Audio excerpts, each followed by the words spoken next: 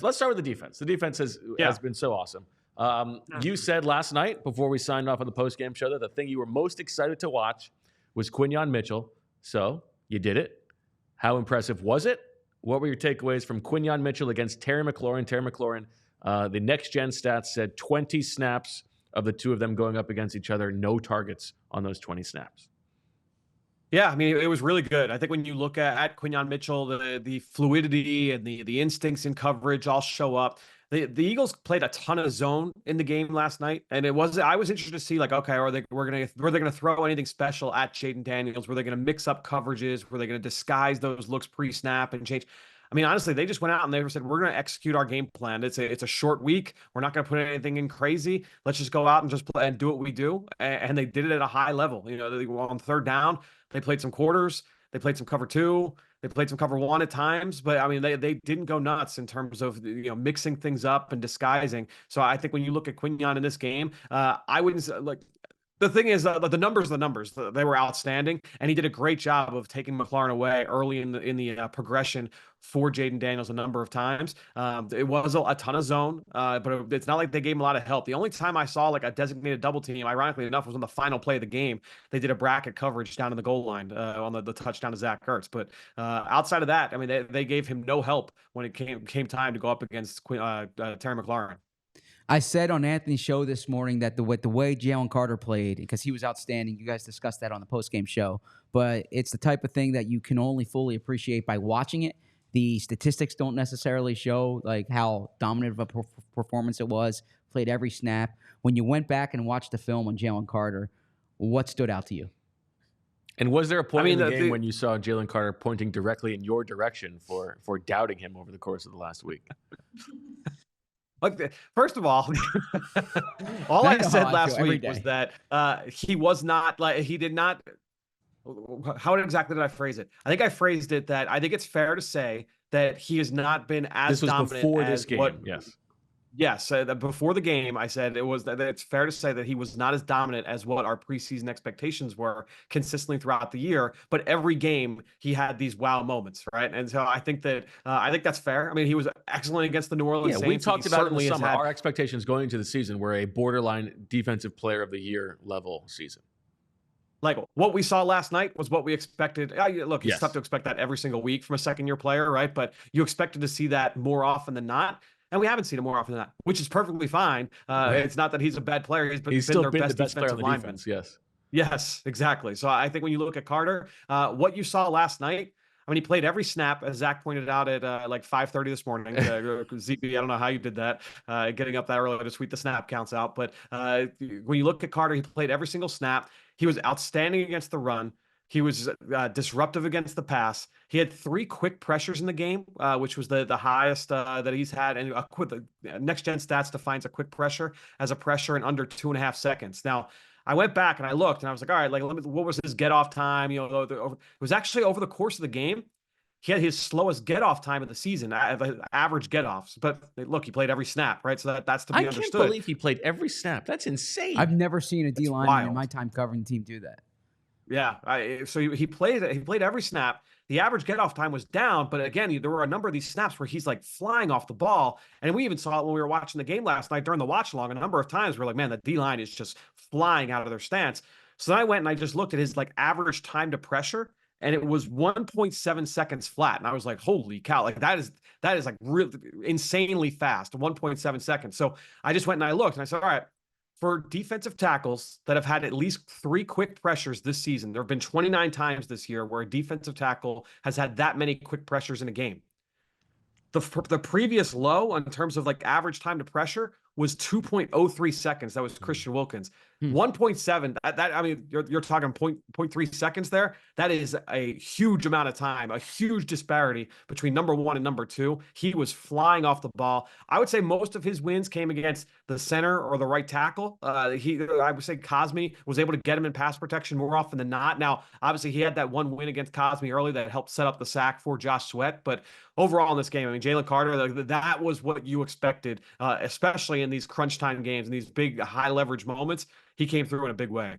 Did Washington do anything different? Was he double teamed at a lower rate last night than he was the past few weeks, or Was it just Jalen Carter's level of play?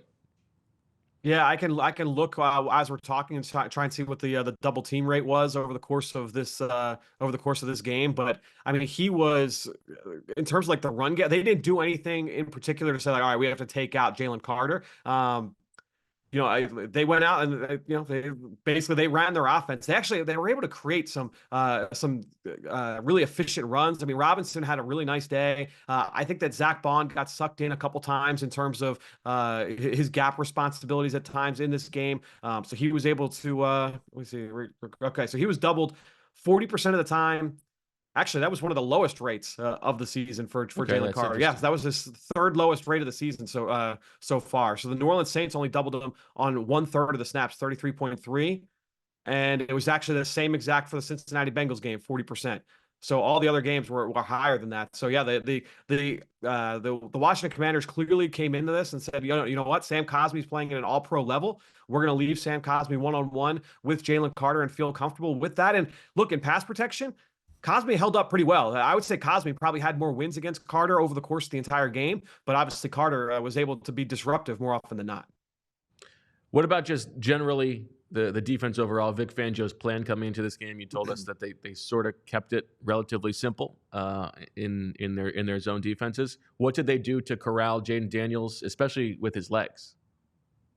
Yeah, I thought that the defensive line did a really good job of just making sure that they were disciplined with their rush lanes. And when they weren't, they were able to make up for it with guys just being able to make tackles. I mean, you remember the play early on, the second, third down of the game where Jaden Daniels is able to step up and Nakobe Dean is able to make that tackle one-on-one on 3rd and 3, 3rd and 4 for a 2-yard gain and get off the field, right? So you saw those a number of times. I would say Jaden Daniels, he probably had one of his worst games of the season. He had a few misses, especially down the field, that have been uncharacteristic. There was one play where Noah Brown actually beat Darius Slay on like a deep crossing route, beat him at the top of the route. It was a really nice route from Noah Brown. And Jaden Daniels threw it low and behind Noah Brown. And so you saw those kind of uncharacteristic misses there from Jaden Daniels over the course of the day. But, overall, I thought the defense did a really good job of just making sure we're going to pinch everything in. We're making sure that we're not going to let him outside. Daniz brought up the point of Josh Sweat. Sometimes he can get a little bit nosy. And there were times where I was like, oh, man, here he comes. He's going to cheat a little bit too far inside. But it was like there was a little fairy on his shoulder and said, no, get back outside, Josh. And they did a nice job. You think it was Daniz? Making sure that he didn't let him outside. What's that? You think it was Daniz? Might have been. It might have been Daniz and up in his seat, just making sure that he was whispering in Josh Sweat's ear. What's the most impressive thing Zach Bond did on tape? I mean, the 4th down stop was awesome. He did an outstanding job on that play. Obviously, the finish was big, but he's buzzing out into the flat on that play because he's wrong. Jaden, I was wondering what the play call was, and obviously with the bumbled snap, it kind of threw it off a little bit. But it looked like they were trying to run where it was just going to be basically a QB keeper off of play action, where they were going to fake the run to the left, and then Jaden Daniels was going to roll right with no intention of throwing, and actually was just going to run it for himself. Not even an option to throw. I don't think so, because it looked like Noah Brown was going to block the whole time. So I think it was going to be a QB keeper the entire way. But they were trying to sell like it was going to be passed. So Bond is buzzing out, did a great job of, again, like playing contain. Okay, outside in. And he had to kind of toe that line of, making sure that I'm being judicious in coverage, but I also want to be aggressive to try and make sure I make this tackle and don't let Daniels run for the first. And he did an outstanding job there. Blankenship did a great job of stringing that out. You saw Carter in the backfield. That was awesome. Yeah, just a full team effort. It was big time, certainly, on that one. I think Nolan Smith is a guy I thought really popped on film a number of times. Obviously, he had that sack, but the range he showed in the run game and in the screen game. The screen defense was once again really good in this game, and it has been over the last few weeks. And so you're seeing defensive linemen chase downfield. The missed tackles certainly popped up, especially in the first half. I know Nick Sirianni talked about that in the post game yesterday. I think when you look at that, that's probably the one area where the coaches would not be happy overall in this game. But outside of that, you got to be thrilled with the way that they performed against what was one of the most explosive offenses in the game. All right, let's talk about the offense. We'll talk about the run game first. Let's keep it positive. You were so excited, just as excited as the offensive line was after the play when they ran those back-to-back plays to Kenny Gainwell in the 4th quarter. Explain why. Well, because there were it's like when those plays hit, they are like as pretty as it can possibly be. Like it's poetry in motion. And for me, just seeing that trap play, which, had been a staple, like the Eagles. What's that? What are the plays? Yeah, so they ran the tackle trap play, where basically you're inviting the defensive tackle up the field because no one's blocking the defensive tackle, and then you have Lane Johnson coming from the backside to block him, just basically like ear hole him. And Lane comes from a long ways away, and he's able to create that seal. Gainwell gets up to the second level because nobody blocks the defensive tackle. The two guys that are in front of that defensive tackle are able to get up right away to the linebackers, right? So they are unencumbered up to the second level, and that keeps Kenny Gainwell clean. As long as you can escape that first level of the defensive line, now you're home free, and he goes for 14 yards. And then they come back with another version of that play. Is called the wham play, where instead of it being a tackle that's coming and blocking the defensive tackle, it's a tight end. So you have Dallas Goedert, he's going to block the defensive tackle this time. You've got everybody else getting up to the second level of the defense, and just hitting those plays back to back. Again, this has been a staple for the Eagles for a long time.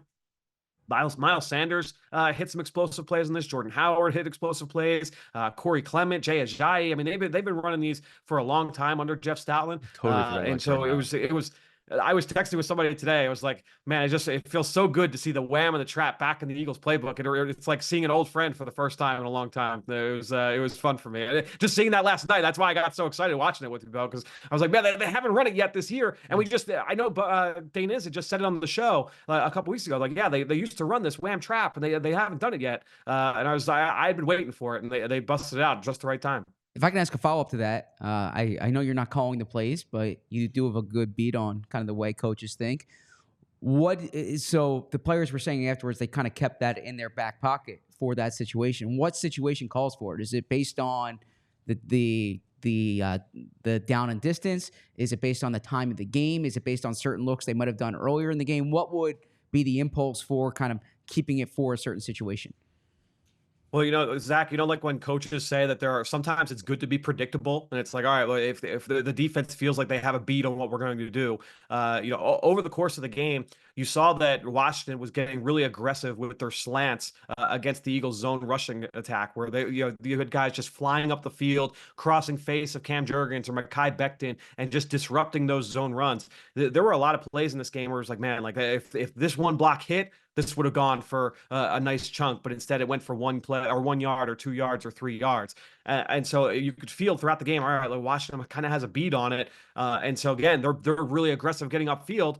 The trap play and the wham play, it's a great way to combat that aggressiveness. You're preying into it and just basically sucking them in to then just get the running back out the back door. We